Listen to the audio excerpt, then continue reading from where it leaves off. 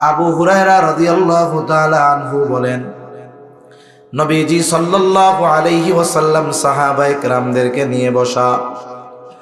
নবীজি বলতেছেন, মাইয়া খুদু আন্নি হাউলাইল কালিমাত।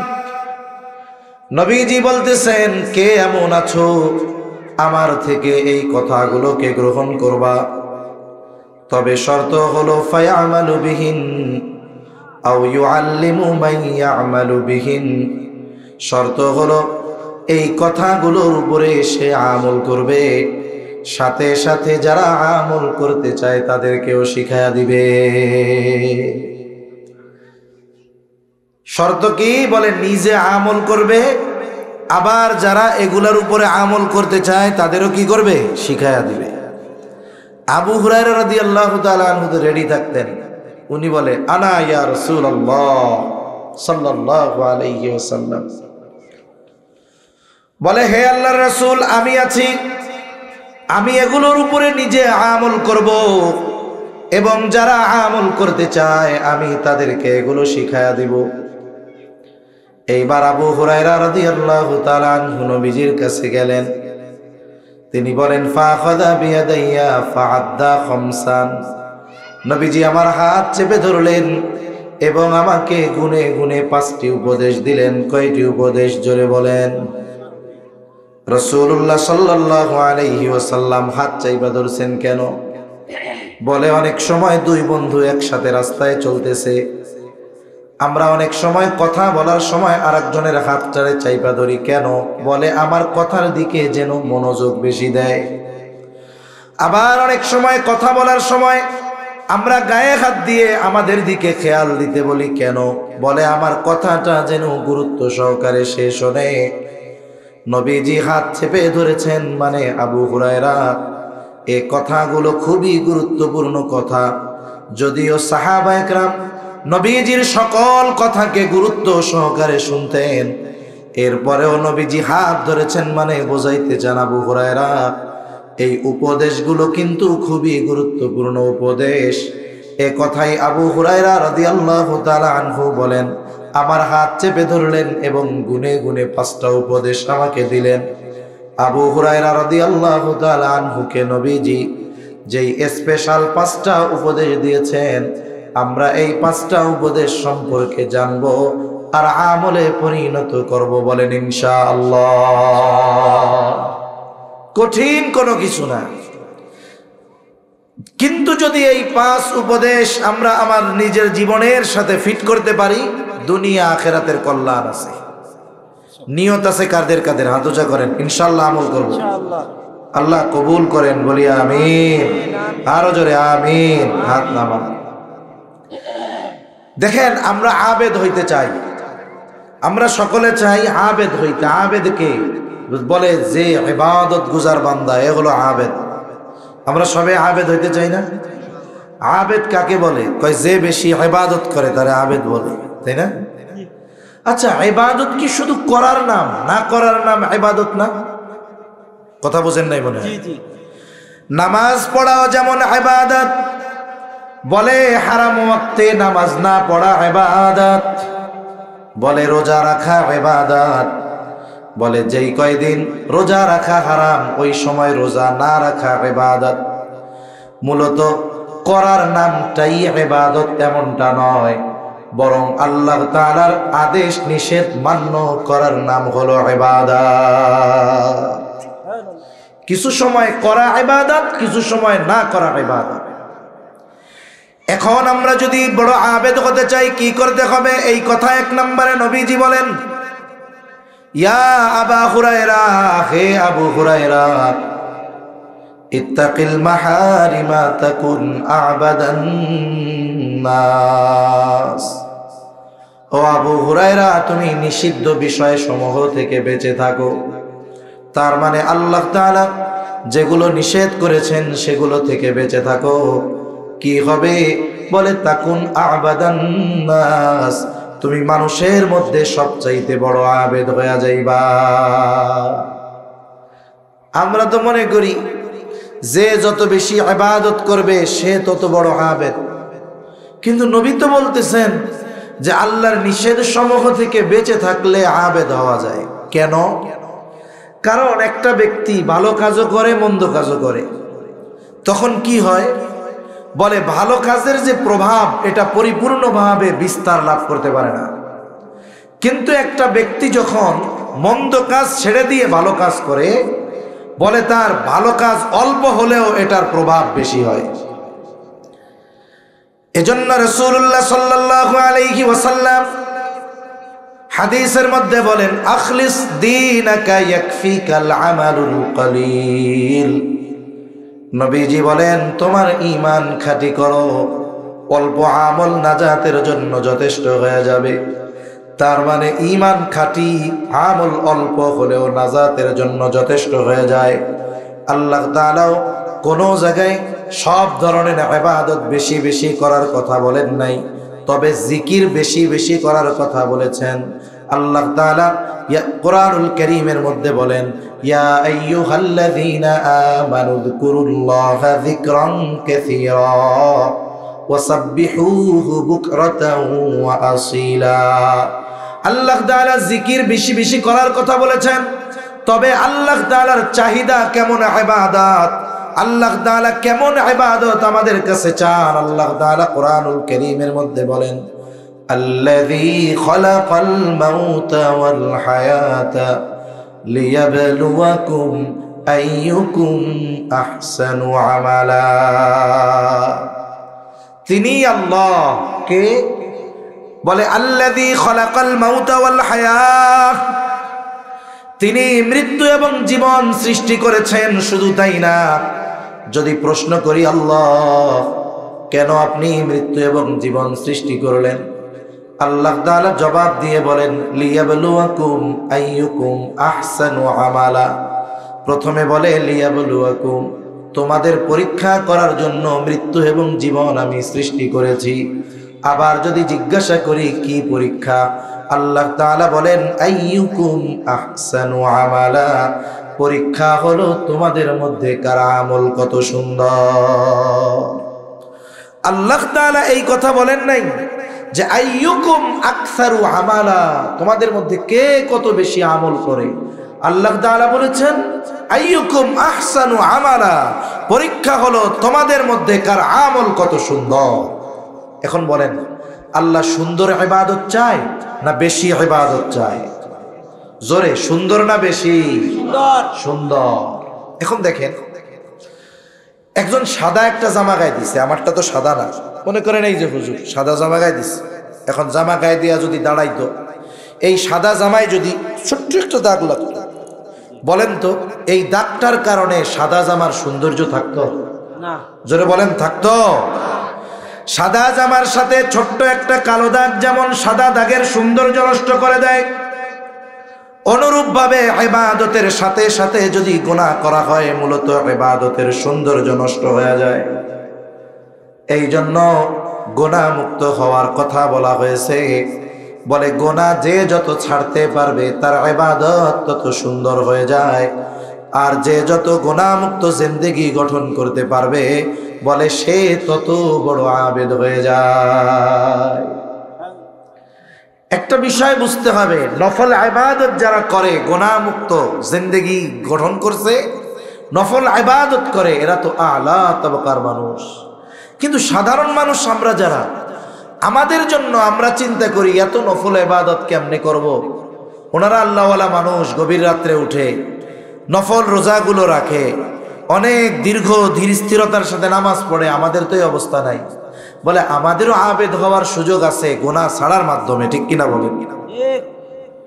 মুসনাদে আহমদের মধ্যে একটা হাদিস আসছে একাধিকবার, রাসূল আকরাম সাল্লাল্লাহু আলাইহি ওয়াসাল্লাম মসজিদে নববীর মধ্যে ফজরের নামাজের পূর্ব মুহূর্তে হঠাৎ করে নবীজি বলেন, এখন যেই ব্যক্তি দরজা দিয়ে ঢুকবে সে জান্নাতি। এমন ঘোষণা দেওয়ার সাথে সাথে সবার নজর দরজার দিকে, কোন আল্লাহর বান্দা ঢুকে। সবাই দরজার দিকে তাকায় দেখে এক ব্যক্তি অজুর পানি এখনো তার দাড়ি দিয়ে ঝরতেছে, দরজা দিয়ে ঢুকলো। প্রথম দিন চলে গেল, দ্বিতীয় দিন আবার নবীজি বলেন ফজরের নামাজের পূর্ব মুহূর্তে এখন যেই ব্যক্তি দরজা দিয়ে ঢুকবে সে জান্নাতি। সবার নজর আবার দরজার দিকে। বলে গতদিন যেই অবস্থা আজকেও ওই রকম, অজু করছে, অজুর পানি এখনো দাড়িতে আছে, দাড়ি ভেজা। তৃতীয় দিন আবার নবীজি বলেন এখন যেই ব্যক্তি দরজা দিয়ে ঢুকবে সে জান্নাতি। সবাই দরজার দিকে তাকায় দেখে বিগত 2 দিন যেই ব্যক্তি ঢুকছে যেই অবস্থায়, তার মানে আজকেও অজুর পানি দ্বারা তার দাড়িটা ভেজা। বলেন তো পরপর 3 দিন নবীজি এক ব্যক্তির ব্যাপারে বললেন ওই ব্যক্তি জান্নাতি। ওই ব্যক্তি যে জান্নাতি এ ব্যাপারে কোনো সন্দেহ আছে নাকি? একজন সাহাবী, তার নাম হলো আব্দুল্লাহ ইবনে আমর ইবনুল আস। চিন্তা করতেছে যে এই ব্যক্তির ব্যাপারে পরপর নবীজি 3 দিন ঘোষণা দিল জান্নাতি, এ তো জান্নাতি, কোনো সন্দেহ নাই। তাইলে স্পেশাল কোনো আমল মনে হয় আছে যেটার খবর কেউ জানে না, কিন্তু নবীরে তো আল্লাহ জানায় দেয়, এই জন্য নবী মনে হয় জানে। এই স্পেশাল আমলের কারণে মনে হয় তার ব্যাপারে স্পেশাল ঘোষণা দিচ্ছে। স্বাভাবিকভাবে যারা বুজুর্গ মানুষ স্পেশাল আমল এরা গভীর রাত্রে নীরবে নিবৃতে করে, ঠিক কিনা বলেন? আব্দুল্লাহ ইবনে আমর ইবনুল আস চিন্তা করে ওই আমল করে সেটা আমাকে জানতে হবে এবং করতে হবে। এইবার আব্দুল্লাহ ইবনে আমর ইবনুল আস ওই ব্যক্তির কাছে গিয়ে বলে ভাই, আমি তোমার বাড়িতে একটু মেহমান হিসাবে রাতের বেলা থাকতে যাই, খাবার দাবার কিছু দেওয়া লাগবে না, শুধু এশার নামাজের পরে তোমার সাথে যাব আর রাতের বেলা ঘুমাবো। উদ্দেশ্য হলো রাত্রি জাগরণ করে দেখবে সে কি আমল করে। আল্লাহর বান্দা বলে কোনো অসুবিধা নাই, চলো আমার সাথে চলো। এইবার 2 জন মিলে এশার নামাজের পরে বাড়িতে চলে গেল। বলে ওকে আব্দুল্লাহ ইবনে আমর ইবনুল আসকে এক ঘরে ঘুমাইতে দেওয়া হলো। সে খেয়াল করতেছে ওই আল্লাহর বান্দা কি করে। সে দেখলো এশার নামাজের পরে আমার সাথে এসে ঘরের মধ্যে ঢুকলো, বাতিটা নিভায়া ঘুমায়া গেল, আর কোনো তার খবর নাই। অপেক্ষা করতেছে, এই বুঝি রাতে উঠে, এই বুঝি রাতে উঠে, এই বুঝি রাতে উঠে। অপেক্ষার প্রহর গুনতে গুনতে এক সময় মসজিদের মিনার থেকে আজানের আওয়াজ চলে আসছে। একটু পরে লোকটা ঘুম থেকে উঠলো, ওযু করলো, মসজিদের উদ্দেশ্যে রওনা হয়ে গেল। তার মানে সারা রাত লোকটা ঘুমায়, ফজরের আজান দিলে ঘুম থেকে উঠছে, কোনো আমল করে নাই। প্রথম দিন পার হয়ে গেল। বলে দ্বিতীয় দিন আবার সারা রাত সে অপেক্ষমান। খেয়াল করে দেখলো এশার নামাজ পড়ে আল্লাহর বান্দা ঘুমায়, আর ফজরের আজানের সময় ঘুম দিছে, ফজরের নামাজের জন্য উঠলো। চিন্তা করে যে পরপর 2 দিন তো আমল বাদ যাওয়ার কথা না। যেই ব্যক্তি কোনো ধারাবাহিক আমল করে, এই ধারাবাহিক আমল যদি দীর্ঘদিন ধরে করে আসে, সময়ের ব্যত্যয় যদি তার ঘটে, এটা তার জন্য কষ্টের কারণ হয়ে যায়। যেমন শেখুল হাদিস আল্লামা জাকারিয়া রহমাতুল্লাহি আলাইহি, শেখুল হাদিস জাকারিয়া রহমাতুল্লাহি আলাইহি দিনের একটা সময়, কিছু অংশ সময় তিনি লেখালেখি করতেন একেবারে নীরবে। ওনার বাড়ি ছিল 2 তলা, তাই ওই 2 তলার উপরে গিয়ে উনি নিরিবিলি লিখতেন। শেখুল হাদিস জাকারিয়া রহমাতুল্লাহি আলাইহির সময় নিয়ন্ত্রণ এমন ছিল যে উনি ওনার ব্যস্ততা সেরে অন্যদের সময় দিতেন। তবে 2 জন ব্যক্তির ক্ষেত্রে উনি ব্যতিক্রম ছিলেন। একজন হলো আল্লামা হুসাইন আহমদ মাদানী রহমাতুল্লাহি আলাইহি, আর একজন হলো আব্দুল কাদের রায়পুরি রহমাতুল্লাহি আলাইহি। এই 2 জন ছিলেন ওনার মুরব্বী। এই 2 জন যখন আসতো উনি ওই 2 জনের মর্জি মুআফিক কাজ করতেন। হুসাইন আহমদ মাদানী রহমাতুল্লাহি আলাইহি একদিন আসছে ওনার লেখার সময়। হুসাইন আহমদ মাদানী রহমাতুল্লাহি আলাইহি এসেছেন, এখন তিনি হযরতকে সময় দিচ্ছেন, কিন্তু লেখার সময় পার হয়ে যাচ্ছে। ওনার মধ্যে উস্কু খুস্কু লাগতেছে, একটা অস্থিরতা বিরাজ করতেছে।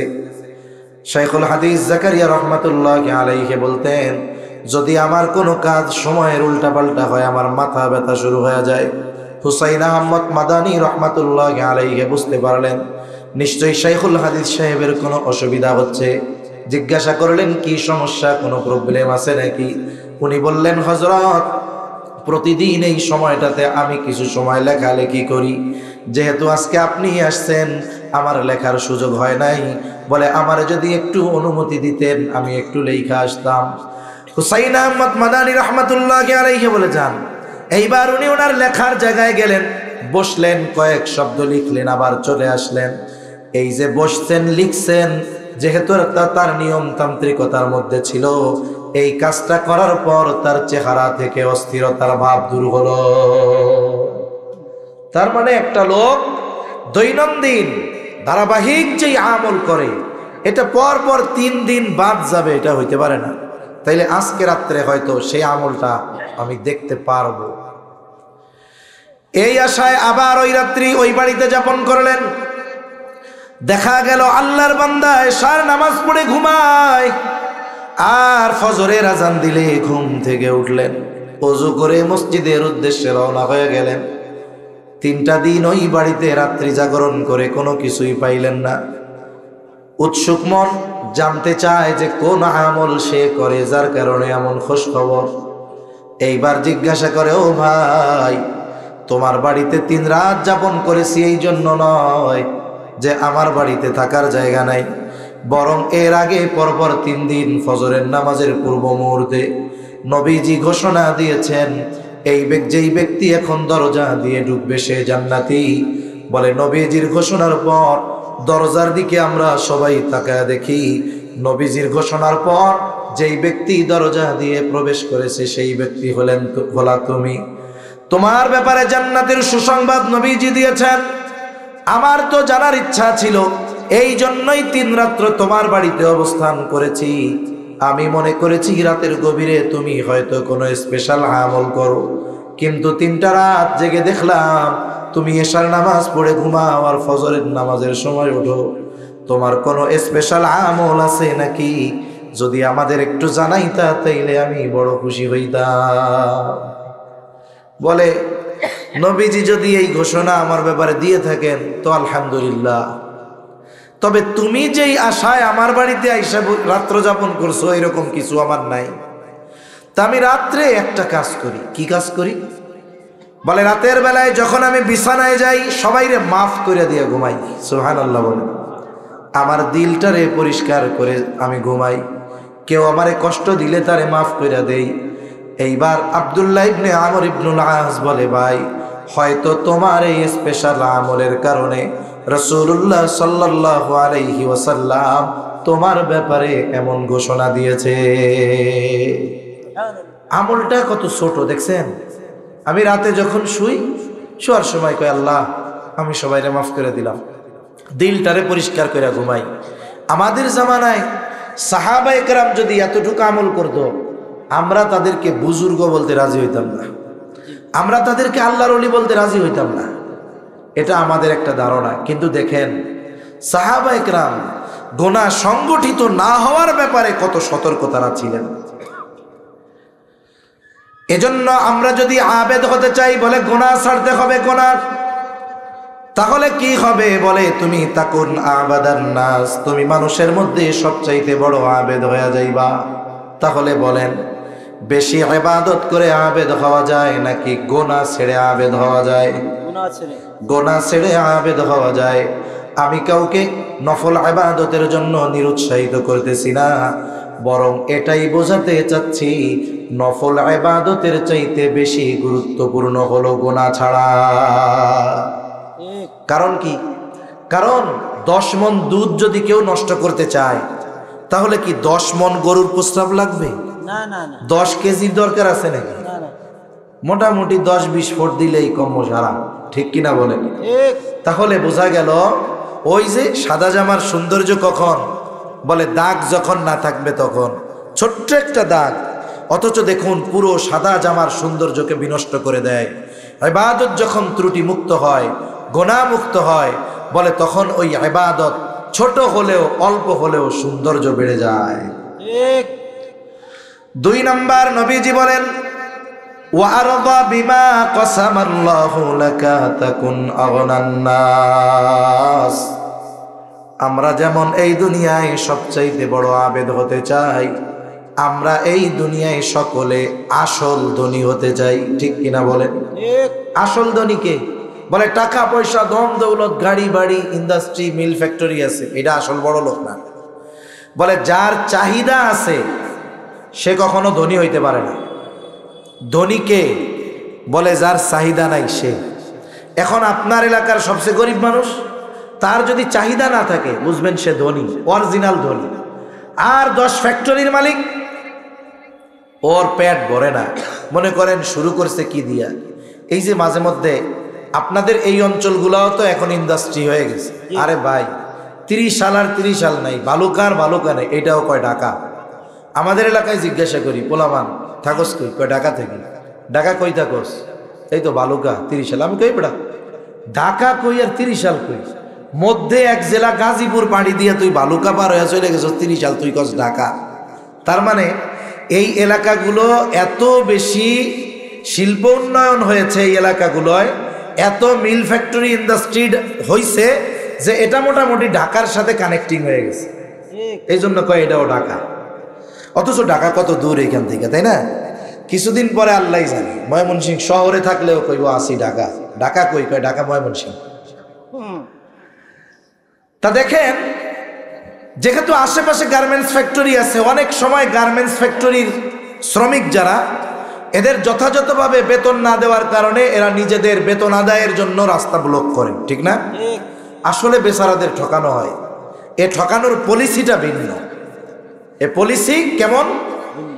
এ পলিসিটা হলো, মায়েরটা দেওয়া হয় টাকা আর ডলারের মায়ের। এটা মনে করেন টাকার মান কমছে, ডলারের দাম বাড়ছে, তখন ওরা টাকার পরিমাণ বাড়ায় কিন্তু ডলারের পরিমাণ কম বাড়ে, যার কারণে দেখা যায় আগে যা পাইতো তার চেয়ে এখন আরো কম পায়। যাই হোক, ওইটা বুঝাইতে গেলে লম্বা সময় লাগবে। এরা আন্দোলন করে। এখন মালিকরা কি বলে? মালিকরা সংবাদ সম্মেলন করে বলবে, এইভাবে যদি চলে তাহলে আমাদের রাস্তায় বসা ছাড়া আর কোনো উপায় নাই, আমরা ফকির হয়ে যাচ্ছি। এখন সরকারের কাছে কি বলে যে আমাদেরকে প্রেরণাদনা দিতে হবে, আমাদেরকে লোন দিতে হবে, এই দিতে হবে, সেই দিতে হবে, নাইলে আমাদের পথে বসা ছাড়া উপায় নাই। এরকম বলে কি বলে না? তার মানে এরা বোঝায় ওই শ্রমিক যারা বেতন পায় নাই ওদের চাইতে ওরা আরো কষ্টে আছে, এরকম বোঝায় না? ওরা শুধু বলে ব্যবসায় লস লস লস। তাইলে আমি ওই সমস্ত মানুষদের কাছে আমার জানতে মন চায়, জীবনে শুরু করছিলা কি দিয়া? অনেক ব্যবসায়ী তার জীবনের গল্প বলে, বলে আমি ঢাকা শহর এসেছি, 3 বছর গার্মেন্টসের কাজ করছি, এরপরে নিজে একটা মেশিন কিনছি, 3 বছর নিজে কাজ করিয়া এই কাজ বুঝে আরো 10টা মেশিন জমি বিক্রয় করে কিনছি, এই তো আমার শুরু হলো পথ চলা, এখন আমি বাংলাদেশে 20টা গার্মেন্টস ফ্যাক্টরির মালিক। এরকম জীবনী শোনায় না অনেক সময়? ওই বেটাও বেতন দেওয়ার সময় কি কয় যে আমার টাকা নাই, রাস্তায় বসা ছাড়া উপায় নাই, খালি লস লস। আমি ওরে জিজ্ঞাসা করি, তোর যদি ব্যবসায় লস হইতো তুই গার্মেন্টস শ্রমিক থেকে 20টা ফ্যাক্টরির মালিক কেমনে হইলে, এটা আগে কর। ঠিক কিনা বলেন? ও এই যে বলে লস লস, এর দ্বারা কি বুঝায়? ওর পেট এখনো ভরে নাই, আরো 50টা দেন, তাও বলবে লস হচ্ছে না কিছু, ফকির হয়ে গেলাম। বলেন যেই লোকের চাহিদা আছে সেই লোক কি ধনী হইতে পারে? না, সে লোক ধনী হইতে পারে না। আসল ধনীকে বলে আল গিনা গিনান নাফস, অন্তরের ধনী হলো প্রকৃত ধনী। এখন আমি আপনি কেমন করে ধনী হব? রাসূলুল্লাহ সাল্লাল্লাহু আলাইহি ওয়াসাল্লাম জানায়া দেন, ওয়া আরদা বিমা কাসামাল্লাহু লাক, তোমার জন্য আল্লাহ তাআলা যতটুকু নির্ধারণ করে রাখছে তুমি ততটুকুর উপরে সন্তুষ্ট হয়ে যাও, তাহলে কি হবে? বলে তাকুন আগনান নাস, তুমি মানুষের মধ্যে সবচাইতে বড় ধনী হয়ে যাইবা। আমরা যখন মায়ের পেটের মধ্যে ছিলাম, মায়ের পেটের মধ্যে যখন আসছি, আল্লাহ সুবহানাহু ওয়া তাআলা ফেরেশতারে পাঠায় দিয়েছে পেটের মধ্যে। আমার জন্য এই দুনিয়ায় যতটুকু বরাদ্দ ততটুকু মায়ের পেটে থাকতেই নির্ধারিত হয়ে গেছে। এটা কি আপনারা সবাই বিশ্বাস করেন? আমরা যে চেষ্টা করি এটা আমাদেরও তাকদীরের অংশ। অনেকে চেষ্টা করে পায়, তাকদীরের অংশ। চেষ্টা করে পায় না, এটাও তাকদিরে লেখা। তার মানে আমি চেষ্টা প্রচেষ্টা যাই করি না কেন, আমার জন্য কতটুকু বরাদ্দ করে রাখছেন কে? আল্লাহ। এ ব্যাপারে বিশ্বাস সবার আছে তো? এখন বলেন, বিশ্বাস যদি থাকে তাইলে আমি আমার চেষ্টা প্রচেষ্টার পর যতটুকু পাই কি বলবো? আলহামদুলিল্লাহ। কি বলবো? জোরে বলেন। আলহামদুলিল্লাহ। কেন? বলে শুনেন, এই পৃথিবীর উন্নত দেশ যেগুলারে আমরা বলি, ইউরোপ, আমেরিকা, জাপান সহ প্রযুক্তির দিক দিয়ে উন্নত অনেক দেশ আছে, এই সব দেশগুলোয় আত্মহত্যার প্রবণতা বেশি। ঠিক। আত্মহত্যার প্রবণতা বেশি। বাংলাদেশেও এই প্রবণতা কিছু আছে, তবে বাংলাদেশের মানুষ হতাশায় সহজে আত্মহত্যা করে না, যে টাকা পয়সা শেষ আমি মরে যাবো, এরকম খুব কম করে। বাংলাদেশে আত্মহত্যা হয় কোন সময় বেশি? বলে পরীক্ষার রেজাল্ট যখন বের হয়, ফেল করছে আত্মহত্যা করে, অথবা যুবক যুবতী প্রেম করছে, এরপরে দুইজনের মধ্যে সম্পর্ক ছিন্ন, আত্মহত্যা করে। কিন্তু ইউরোপ আমেরিকায় এই সব বিষয়ের চাইতে হতাশায় আত্মহত্যা করে বেশি। কেন? কারণ আমরা কি বিশ্বাস করি যে একটা জিনিস পাওয়ার জন্য আমরা চেষ্টা করেছি, চেষ্টার পরে যদি পাই আলহামদুলিল্লাহ, না পাইলেও আলহামদুলিল্লাহ। কেন? বলে চেষ্টা করেছিলাম, তকদিরে নাই, তাই পাই নাই, শেষ কথা। কিন্তু ওরা মনে করে যে মানুষ চেষ্টার মাধ্যমে সব অর্জন করতে পারে, এজন্য চেষ্টা করে যখন সফলতা অর্জনে ব্যর্থ হয় ওরা করে আত্মহত্যা, আমরা কই আলহামদুলিল্লাহ। ঠিক কিনা বলেন? ঠিক। এ পৃথিবীর যেই দেশগুলোর মধ্যে শান্তির দেশ বলা হয়, এর মধ্যে অন্যতম একটা হলো জাপান। বলে এই জাপানে আত্মহত্যার জন্য আলাদা জঙ্গল আছে। পৃথিবীর মধ্যে সেরা শান্তির দেশগুলোর মধ্যে একটা হলো সুইজারল্যান্ড, 1-2 এর মধ্যে হবে। বলে এই সুইজারল্যান্ডে মানুষ যখন হতাশায় ভুগে, বাঁচতে মন চায় না, সরকারের কাছে দরখাস্ত করে আত্মহত্যা করা যায়। মানে কেমনে? ওর অসুবিধার কথা বলে যে আমি আমার জীবনের এই ব্যর্থতার কারণে আর বেঁচে থাকতে চাই না, ফরম থাকে আর কি। এবার ওরে লেখা আছে যে তুমি কি জন্য মরতে চাও, লেখছে। এবার তুমি কিভাবে মরতে চাও? তুমি কি আগুনে পুড়ে মরবা, নাকি তোমার ফায়ারিং স্কোয়াডে দাঁড়া করে সরাসরি সাইজ করে দিমু, নাকি পানিতে চুবাইয়া মরমু? ও মনে করেন অপশন লেখে যে আমি এইভাবে মরতে চাই। এবার ওইটা জমা দেয়, সুন্দর মতো করে তদন্ত করে, এবার ওরে যদি মারার মতো উপযুক্ত হয় গভর্নমেন্ট ওরে আত্মহত্যা করানোর ব্যবস্থা করে দেয়। চিন্তা করে দেখছেন? একটা জিনিস চিন্তা করেন, ওইসব দেশে মানুষের মরা লাগে বেশি, এই জন্য 2-3 বছর আগে একটা মেশিন আবিষ্কার করছিল, আপনারা খবর পাইছেন কিনা জানি না, কয় কষ্টবিহীন মৃত্যু হবে। এই মেশিনটা কফিনের মতো, ওর মধ্যে বইরা দিবে, বলে কয়েক মিনিটের মধ্যে যন্ত্রণাবিহীন মৃত্যু হবে বলে। আচ্ছা বলেন তো, একটা মানুষ মরার সময় কষ্ট হয় নাই, এটা আমি বললে বিশ্বাস করবেন, নাকি যে মরছে ওই মেশিনে তারে কইলে যে বললে বিশ্বাস করবেন? এখন তার কাছ থেকে ওরা খবর পাইলো কেমনি যে আমি মরছিলাম, আমার কষ্ট ঢষ্ট হয় নাই, তোমরাও এখানে মইরো। শুনেন, এটা যদি কেউ বিশ্বাস করে মৃত্যুর যন্ত্রণা হয় না, সে কোরআন সুন্নাহর সাথে সরাসরি এই বিশ্বাস, এই কথা সাংঘর্ষিক বিশ্বাস করার কোনো সুযোগ নাই। তাহলে যে কথা বলতেছিলাম, ওরা হতাশায় ভুগে আত্মহত্যা করে, আর ইমানদার যার বুঝ আছে সে কি বলে? বলে আমি চেষ্টা করছি, পাই নাই, কেন? তকদিরে নাই, তাই, শেষ। ঠিক কিনা বলেন? এখন প্রকৃত ধনীকে বলে যার চাহিদার শেষ নাই সে ধনী হইতে পারে না। এজন্য রাসূলুল্লাহ সাল্লাল্লাহু আলাইহি ওয়াসাল্লাম জানায়া দেন যে আল্লাহ তাআলা তোমার জন্য যতটুকু নির্ধারণ করেছে চেষ্টা করলেও অতটুকুই পাবা। ওইটার উপরে যদি তুমি সন্তুষ্ট থাকতে পারো, তাকুন আগনান নাস, তাহলে মানুষের মধ্যে সবচাইতে বড় ধনী তুমি হয়ে যাইবা। নবীজি আর হাদিসের মধ্যে বলেন বনি আদমের পেট সহজে ভরবে না। বলে এক জমি ভর্তি যদি স্বর্ণ তাকে দেওয়া হয়, সে আর এক জমি সমপরিমাণ স্বর্ণের আশা করবে, ওইটা পাওয়ার পরে আর একটা আশা করবে।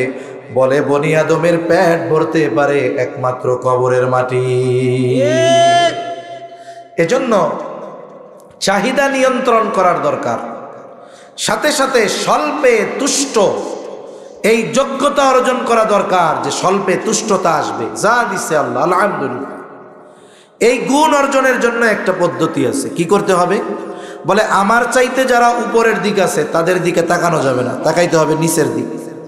মনে করেন এক লোক শহরে আফতাবনগরে ফাঁকা জায়গায় 2 তালা আলিশান ডুপ্লেক্স বাড়ি করছে, আশেপাশে আর বাড়ি ঘর নাই, শুধু 2 তালাটাই। মানুষের নজরে পড়বে না? খুব সুন্দর লাগবে না?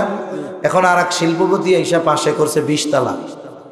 এখন এই 2 তালা বাড়িওয়ালা যদি 2 তালার ছাদের উপর থেকে 20 তালার দিকে তাকায়, ও চিন্তা করবে আল্লাহ রে, এই 20 তালা বিল্ডিং, এটার সামনে তো আমার এই 2 তালারে মোটামুটি ছোট্ট একটা কুড়িয়া ঘরের মতো লাগতেছে। ঠিক কিনা বলেন?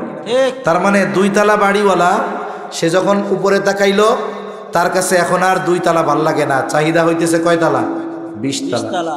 এখন 20 তালা বাড়িওয়ালার পাশে যদি আর একজন 50 তালা করে, 50 তালাওয়ালার দিক বাড়ির দিকে তাকায় 20 তালাওয়ালা কইবা আরে আমার যদি 50 তালা হইতো। বুঝেন নাই? একজন একটা পাওয়ার জন্য আকাঙ্ক্ষা করতেছে, আর একজন ওইটা পাইয়াও সুখী না, সে আরো বড় একটা খুঁজতেছে।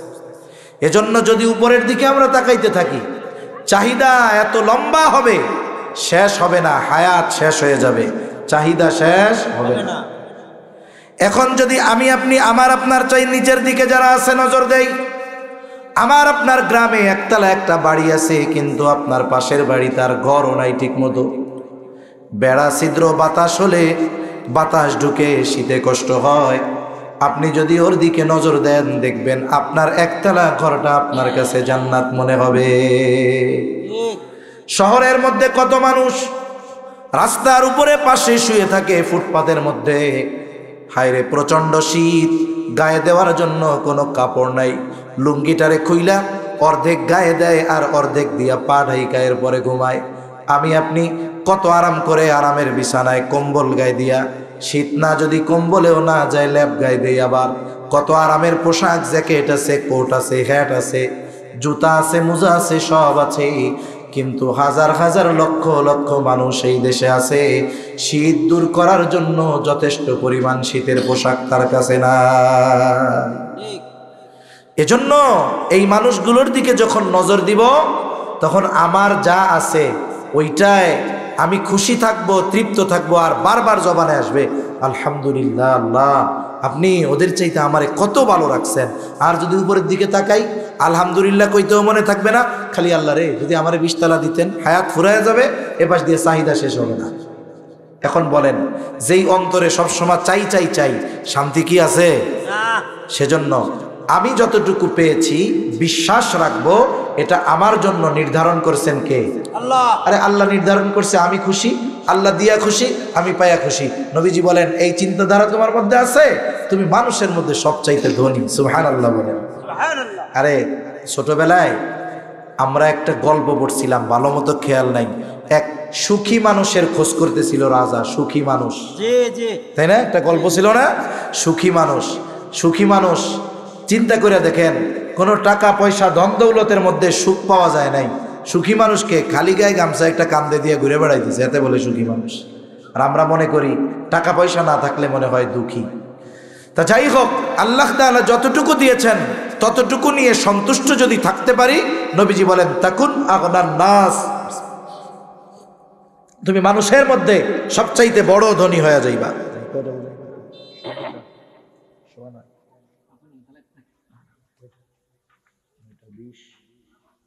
আচ্ছা ঠিক আছে। এরপরে 3 নাম্বার, খেয়াল আছে তো কথা? জি। আবেদ হইতে হইলে কি করতে হবে? জোরে বলেন, জোরে জোরে কি করতে হবে? 2 নাম্বার, সবচেয়ে ধনী হইতে হইলে কি করতে হবে? আল্লাহ যা দিছে তাতেই সন্তুষ্ট থাকতে হবে। 3 নাম্বার, নবীজি বলেন ওয়া আহসিন ইলা জারিকা তাকুম মুমিনা, তুমি যদি প্রকৃত মুমিন হতে চাও, তুমি তোমার প্রতিবেশীর সাথে সদাচরণ করো। আহসিন ইলা জারিক, তোমার প্রতিবেশীর সাথে সদাচরণ করো, তাইলে কি হবে? বলে তাকুম মুমিনা, তুমি মুমিন হয়ে যাইবা। আর আফসোসের বিষয় হলো, প্রতিবেশীর সাথে আমাদের সবচাইতে সম্পর্ক বেশি খারাপ, ঠিক কিনা বলেন? অথচ রাসূলুল্লাহ সাল্লাল্লাহু আলাইহি ওয়াসাল্লাম প্রতিবেশীর হকের ব্যাপারে কত গুরুত্ব আরোপ করেছেন। নবীজি বলেন আউসিনি জিবরিল বিল জার হাত্তা যানানতু আন্নাহু সায়ুওয়ারিসুহু। নবীজি সাল্লাল্লাহু আলাইহি ওয়াসাল্লাম বলেন জিবরাইল আমারে প্রতিবেশীর হকের ব্যাপারে এত উপদেশ দিচ্ছিল, আমি তো এক সময় মনে করছি প্রতিবেশীকে ওয়ারিশ বানায় দেওয়া হবে। ওয়ারিশকে বলে আমি আপনি মারা যাওয়ার পর আমার আপনার সম্পদে যার অংশ থাকবে, বলে হয়তো প্রতিবেশীকে ওয়ারিশ বানায় দেওয়া হবে যে আমার মৃত্যুর পরে হয়তো সম্পদের একটা অংশ প্রতিবেশীকে দেওয়া লাগবে, এই আইন হয়তো আল্লাহ তাআলা করে দিতে পারে। এত গুরুত্ব দিচ্ছিল প্রতিবেশীর হকের ব্যাপারে। কিন্তু আফসোস আমরা প্রতিবেশীর সাথে খারাপ আচরণ বেশি করি। গ্রাম অঞ্চলে অনেক জায়গায় কি হয়, একই বাড়িতে থাকে, এইবার সীমানা ঠেলা ঢেলি নিয়ে গেঞ্জাম লাগে কি লাগে না? আছে আপনাদের এইদিকে? ওকে তোর মধ্যে আমার 5 হাত, ওকে তোর মধ্যে আমার 10 হাত। এবার সুন্দর মতো আমিন ডাকে। আমিন চিনেননি? আরে এগুলোর নাম আমিন, কিন্তু অধিকাংশ বেঈমান। এমন ভাবে ঝামেলা করে জমি মাইবা যাইব যেন ওরে আবার ডাকতে হয়। ঠিক কিনা বলেন? ঠিক। নাম আমিন, বিশ্বস্ত, কিন্তু কাম করে অবিশ্বস্ত। এই যে জমি ঠেলাঠেলি করতেছে প্রতিবেশীর সাথে, প্রতিবেশীর বছরের পর বছর সম্পর্ক খারাপ। কিন্তু হায় রে, প্রতিবেশীর ব্যাপারে নবীজি কত সতর্ক করেছেন। প্রতিবেশী যদি অমুসলিম হয় তার সাথেও সদাচরণ করতে হবে। নবীজি সাল্লাল্লাহু আলাইহি ওয়াসাল্লামকে আয়েশা সিদ্দিকা রাদিয়াল্লাহু তাআলা আনহা জিজ্ঞাসা করেন, ইয়া রাসূলুল্লাহ সাল্লাল্লাহু আলাইহি ওয়াসাল্লাম, আমার দুইজন প্রতিবেশী। কয়জন? একজন মুসলিম আর একজন ইহুদি। বিশ্লেষণ সহকারে বলতেছে যে একজন মুসলিম আর একজন ইহুদি। ইয়া রাসূলুল্লাহ, এই দুইজনের মধ্যে কে আমার কাছে বেশি হক প্রাপ্য, মুসলিম নাকি অমুসলিম? নবীজি এখানে ধর্মের দিক দিয়ে ডিভাইডেড করেন নাই। নবীজি বলেন নাই যিনি মুসলমান প্রতিবেশী তিনি তোমার কাছে হক পাবে বেশি, বরং নবীজি বললেন আয়েশা, যার দরজা তোমার দরজার বেশি কাছে সে তোমার কাছে প্রতিবেশী হিসাবে বেশি হক প্রাপ্য। সুবহানাল্লাহ। চিন্তা করছেন ইসলামের সৌন্দর্য কোথায়? আমরা তো ইসলামের সৌন্দর্যের বিষয়টা জানি না। আমরা শুধু জানি মৌলিক কিছু বিষয় আমরা জানি, কিন্তু ইসলাম পূর্ণাঙ্গ এক জীবন ব্যবস্থা। আমার আগে যেই ভাই আলোচনা করতেছিলেন তিনি কি বলছে, ইন্নাদ দীনা ইনদাল্লাহিল ইসলাম, আল্লাহর কাছে মনোনীত জীবন ব্যবস্থা, একমাত্র জীবন ব্যবস্থা হলো ইসলাম। কেন? বলে ইসলাম কমপ্লিট কোড অফ লাইফ। এই জীবনের এমন কোন ক্ষেত্র নাই যেখানে ইসলামের সমাধান নাই। ঠিক কিনা বলেন? ঠিক। আপনি ব্যক্তিগত জীবন বলেন, পারিবারিক জীবন বলেন, অর্থনৈতিক জীবন বলেন, সামাজিক জীবন বলেন, রাজনৈতিক জীবন বলেন, রাষ্ট্রীয় জীবন বলেন, প্রত্যেক জায়গায় ইসলাম আছে না নাই? ইসলাম আছে। ইসলাম কি শেখায়? বলে ইসলাম এটাও শেখায় যে রাতের বেলা ঘুমানোর সময় লাইটটা বন্ধ করে ঘুমাবা। সুবহানাল্লাহ কয় না? আল্লাহ রাসূল বলেন, তিরমিজির হাদিস, রাতে যখন ঘুমাবা দরজা বন্ধ করে, লাইট বন্ধ করে ঘুমাবা। কেন? বলে তেলের বাতির সময় তেল যদি পড়ে যায় আগুন লেগে যেতে পারে ঘরে। তারপরে দ্বিতীয় বিষয়, তুমি ঘুমাবা, বাতি কেন জ্বালাবা? অপচয় হবে। লাইট কেন জ্বালায় রাখবেন? এটা অপচয় হবে। আল্লাহ রাসূল সাল্লাল্লাহু আলাইহি ওয়াসাল্লাম এটাও বলেছেন, রাতে যখন ঘুমাবা শোয়ার পূর্বে বিছানা ঝাড়ু দিবা। আরে বিছানা ঝাড়ু দেওয়ার ঝাড়ু নাই, কমপক্ষে লুঙ্গির নিচে দিয়ে হলেও ঝাড়া দিবা বিছানাটা। সুবহানাল্লাহ। চিন্তা করে দেখছেন আপনি শুবেন, সেই বিছানাটাকে কিভাবে প্রস্তুত করবেন সেটাও ইসলাম বলে দিয়েছে। রাসূলুল্লাহ সাল্লাল্লাহু আলাইহি ওয়াসাল্লাম বললেন, আয়েশা, তোমার দরজা যার দরজার বেশি কাছে প্রতিবেশী হিসাবে সে তোমার কাছে বেশি হক প্রাপ্য। এজন্য নবীজি সাল্লাল্লাহু আলাইহি ওয়াসাল্লাম বলেন, তোমরা তরকারির মধ্যে ঝোল বেশি দিবা। কেন? নবীজি বলেন, যাতে করে তোমরা তোমার প্রতিবেশীর খবর নিতে পারো। খবর কেমনে নেবেন? প্রতিবেশীর সাথে দ্বন্দ্ব। আবার কতজন যদি একটু ধনী প্রতিবেশী হয়, 2 তলা বাড়ি আছে তার, ও চিন্তা করে আমার পাশের এই ফকিন্নিরে খেদাইতে পারলে ভালো হয়। এবার কি করে? জানলা দিয়া ময়লা পানি ফালায়, পোলা পান্ডে দাঁড়া করে কয়, দে স্টার্ট দিয়া দে। প্রস্রাব করায়, আছে না এরকম? মানে আমি দেখছি, আপনাদের এলাকায় তো দেখি নাই, আমাদের এলাকায় দেখছি। মানুষ যে কত খারাপ হইতে পারে যে ওরে উৎখাত করার জন্য এরকম কষ্ট দেয়। সেজন্য খবরদার, প্রতিবেশীর সাথে আমরা কখনো খারাপ আচরণ করব না। আরে আমি প্রকৃত মুসলমান যদি হতে চাই, আরে মুসলিম ইবাদতের মাধ্যমে প্রকৃত মুসলিম হওয়া যাবে না। প্রকৃত মুসলিম হওয়ার জন্য কি করতে হবে? আল্লাহ রাসূল সাল্লাল্লাহু আলাইহি ওয়াসাল্লাম বলেন, আল মুসলিমু মান সালিমাল মুসলিমুনা মিন লিসানিহি ওয়া ইয়াদিহি। মুসলমান কে? বলে যার হাত এবং জবান এবং হাতের অনিষ্ট থেকে অপর মুসলমান নিরাপদ থাকে। নবীজি বলেন এটাই হলো আসল মুসলমান। সুবহানাল্লাহ। সুবহানাল্লাহ। ইউসুফ 5 ওয়াক্ত নামাজ পড়তো। হাজ্জাজ বিন ইউসুফও কি করতো? 5 ওয়াক্ত নামাজ পড়তো। কিন্তু কত সাহাবায়ে কেরামকে সে শহীদ করেছে, হত্যা করেছে নির্মমভাবে। সেজন্য আমার আপনার দ্বারা যেন শুধু প্রতিবেশী না, কোন মুসলমান যেন আমার আপনার দ্বারা কষ্ট না পায়। আরে আপনি ধনী, টাকা পয়সাওয়ালা, আপনার আত্মীয় স্বজন এসপি আছে, ডিসি আছে, সচিব আছে, জয়েন্ট সেক্রেটারি আছে, সচিব উপসচিব সব আছে, মানলাম। কিন্তু বলেন তো, রাতের বেলা যদি আপনার বাড়িতে আগুন লাগে, ওই সচিব যদি আগুন রে ফোন করে, এই বেটা আগুন, আমার সচিব, আমি আত্মীয়, আমি সচিব, আমি আত্মীয়, আগুন লাগাইছস কেন ওই বাড়ি? দিবে যা, নিববে আগুন। মনে রাখবেন, প্রতিবেশীর সাথে ভালো আচরণ করবেন। প্রতিবেশী যদি দরিদ্র হয়, গরিব হয়, অসহায় হয়, আপনি গভীর রাতে বিপদে পড়লে আপনি ডাক দিলে আপনার আশেপাশের ধনীরা অগ্রসর হবে না, বলে ওই দরিদ্র মানুষগুলোই আগে সাহায্যের জন্য ছুটে আসবে। এটাই বাস্তবতা। এজন্য আপনার সম্পদ, টাকা পয়সা, আত্মীয় স্বজন যদি প্রভাব প্রতিপত্তিশালী থাকে, এদেরকে সামনে এনে আপনি প্রতিবেশীর উপরে জুলুম করবেন না, তাহলে আপনি ভুল করবেন। 1 নম্বর, আপনি ইসলামের দিক দিয়ে ক্ষতিগ্রস্ত হবেন। 2 নম্বর, জাগতিক দিক দিয়ে হলেও আপনি ক্ষতিগ্রস্ত হবেন। সেজন্য আল্লাহ রাসূল সাল্লাল্লাহু আলাইহি ওয়াসাল্লাম বলেন যে তোমরা প্রতিবেশীর সাথে ভালো ব্যবহার করো, ইহসান করো প্রতিবেশীর উপর।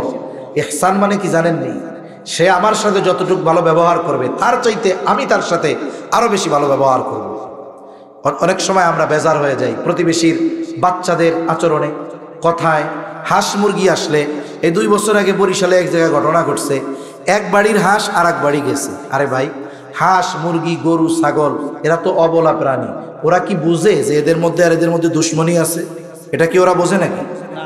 হাঁস গেছে কেন এটা নিয়ে ওই লোক রাগের ঠেলায় হাঁস রে বাউড়ে মেরে ফেলছে।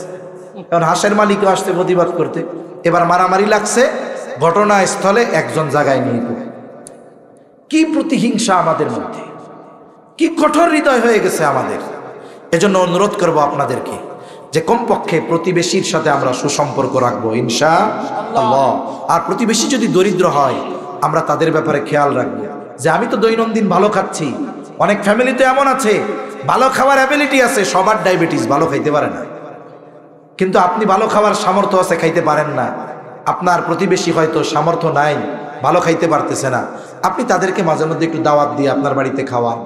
আপনি একটু ভালো রান্না করলে তার কাছে দেন, দেখবেন সে খুশি হয়ে যাবে, সে অন্তর থেকে দোয়া করবে। আরে আমি তো প্রতিদিন ভালো খাই, আমারে যদি আপনি খাওয়ান, আমি আমারে দিয়েই বলতেছি আর কি, মানে যে সব সময় ভালো খায় তারে যদি আপনি খাওয়ান, ও আপনার খাবার খেয়ে কৃতজ্ঞতা প্রকাশ করবে না, বরং খাবার খাইয়া দোষ ত্রুটি ধরবে, দূর গোশতটা সেদ্ধ হয় নাই ঠিক মতো। আর যে বছর 2টা গোশত খায় না, ওরে যদি আপনি আধা সিদ্ধ গোশত নিয়ে দেন, ও খাইয়া কইবে আলহামদুলিল্লাহ আমারে গোশত দিছে। ঠিক কিনা বলেন? এজন্য আল্লাহ রাসূল এক হাদিসের মধ্যে বলেন, ওই ব্যক্তি মুমিন নয় যে নিজে পেট পুরে খায় আর তার প্রতিবেশী অভুক্ত থাকে। এজন্য সচ্ছল প্রতিবেশীদের কাছে অনুরোধ যে আপনার প্রতিবেশী যদি অসচ্ছল থাকে, গরিব থাকে, আপনি তাকে সহযোগিতা করেন, আপনি তার সাহায্যার্থে যদি কিছু প্রয়োজন হয় দেন, বস্ত্র নাই বস্ত্র দেন। এক হাদিসের মধ্যে আছে, এটা কবিতা আকারে অনেক আগে ছিল, হাসরের দিন আল্লাহ তাআলা বান্দাকে বলবে, বান্দা আমি অভুক্ত ছিলাম, তুমি আমাকে খানা দাও নাই, আমি পিপাসিত ছিলাম, তুমি আমাকে পানি পান করাও নাই, আমি অসুস্থ ছিলাম, তুমি আমাকে সেবা শুশ্রূষা করো নাই। বান্দা বলবে, আল্লাহ আপনি এগুলো থেকে মুক্ত কেমনে করব আপনার জন্য এগুলো? তখন আল্লাহ বলবে, তোমার প্রতিবেশী অভুক্ত ছিল, তাকে তুমি খানা দাও নাই, যদি খানা দিতা আমি আল্লাহ এটা পেয়ে যাইতাম। তোমার প্রতিবেশী পিপাসিত ছিল, তুমি যদি তাকে পানি পান করাইতা আমি পেয়ে যাইতাম।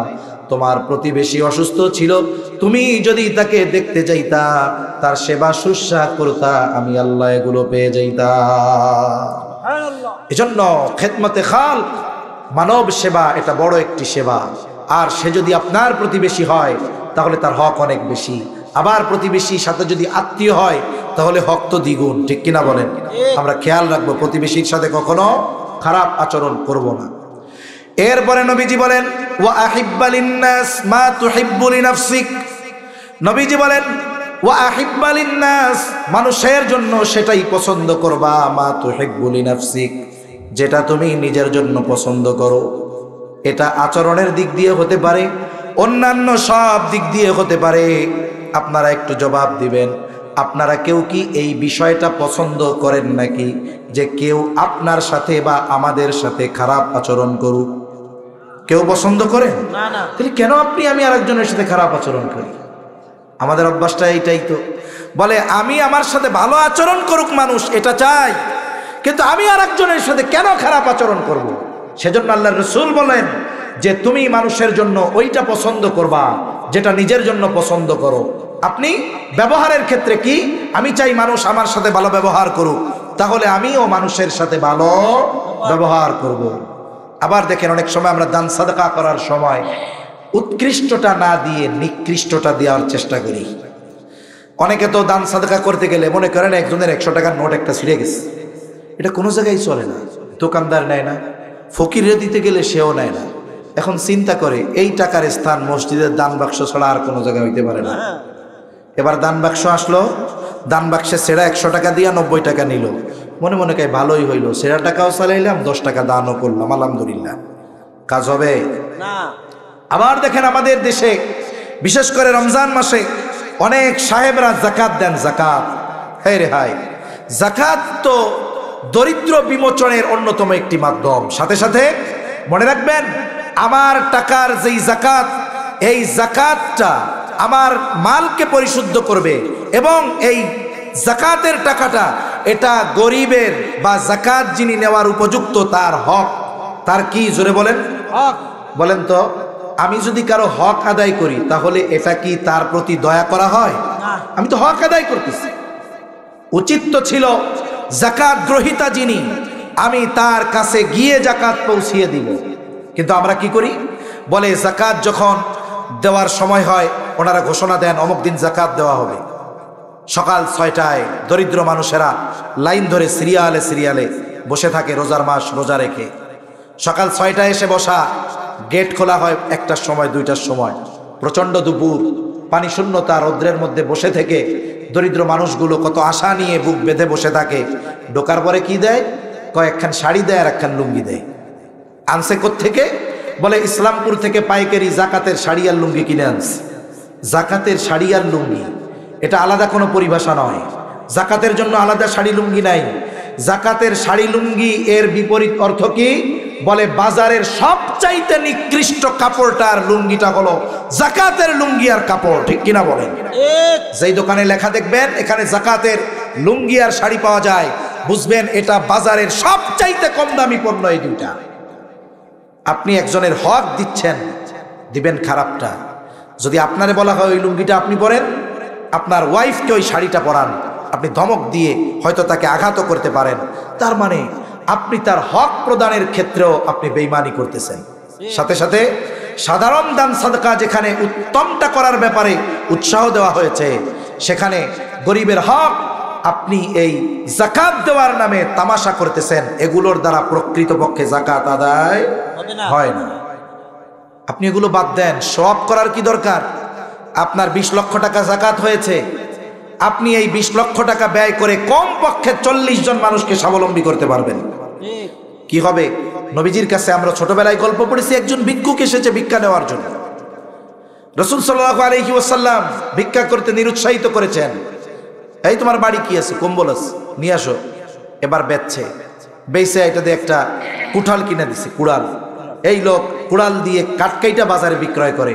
1 বছর পর সে নিজে যাকাত দেওয়ার পরিমাণ সম্পদের মালিক হয়ে গেছে। সুবহানাল্লাহ। সেজন্য যাকাত নিয়ে তামাশা না করে আমরা যারা যাকাত প্রদান করি চিন্তা করব, আমার এই পরিমাণ দিয়ে আমি কমপক্ষে একজনকে স্বাবলম্বী যদি করি তাহলে ওই পরিবারের দুঃখ কষ্ট ঘুচে যাবে, ঠিক কিনা বলেন? তা সে কথার থেকে গেলাম যে ওয়া আহিব্বা লিন্নাস মা তুহিব্বু লিনাফসিক, তুমি মানুষের জন্য সেটাই পছন্দ করবা যেটা নিজের জন্য পছন্দ করো। সেটা আচার আচরণের ক্ষেত্রে হতে পারে, সেটা আদান প্রদানের ক্ষেত্রে হতে পারে। সর্বক্ষেত্রে আমি যেমনটা পছন্দ করি অপরের জন্য তেমনটাই পছন্দ করব। 4-5 নম্বর নবীজি বলেন ওয়ালা তুকসিরিয যাহিকা ফাইন্না কাসরাতায যাহিকি তুমিতুল কলব। নবীজি সাল্লাল্লাহু আলাইহি ওয়াসাল্লাম বলেন বেশি হাসবা না। কেন?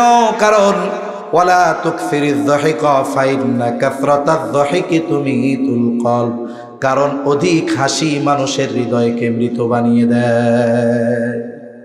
এটার বাস্তবতা কি জানেন? হযরত আসছে আলহামদুলিল্লাহ। আলোচনা শেষ। দেখেন, অধিক হাসি মানুষের হৃদয়কে মৃত বানিয়ে দেয়। আমরা ছোটবেলায় ওয়াজ মাহফিলে গেছি অনেক, এখনো আমি সুযোগ পাইলে মাঝে মধ্যে নিচে বৈশা ওয়াজ শুনি, আমার ভালো লাগে। ওয়াজ যেই হোক আমি শোনার চেষ্টা করি যদি সময় থাকে সুযোগ থাকে। আগে আমরা দেখছি আমাদের বুজুর্গ উলামায়ে কেরাম ওয়াজ করতেন, ওয়াজ করার পরে মানুষ দোয়া করে কান্নাকাটি করে বাড়িতে যাইত। কমপক্ষে 2-4-10 দিন এই ওয়াজের প্রভাব মানুষের মধ্যে থাকতো। কি হইতো? বলে মসজিদগুলোয় মুসল্লি কম থাকলে মুসল্লি বাইরে যাইতো, প্রত্যেকটা মানুষ রোনাজারি কান্নাকাটি করে বাড়িতে ফিরতো। আর এখন ওয়াজ মাহফিলগুলা হইছে কিছু কিছু জায়গায় রঙ্গ তামাশার মঞ্চ, ঠিক কিনা বলেন? যে হুজুর যত হাসাইতে পারে ওনারে লাগবে।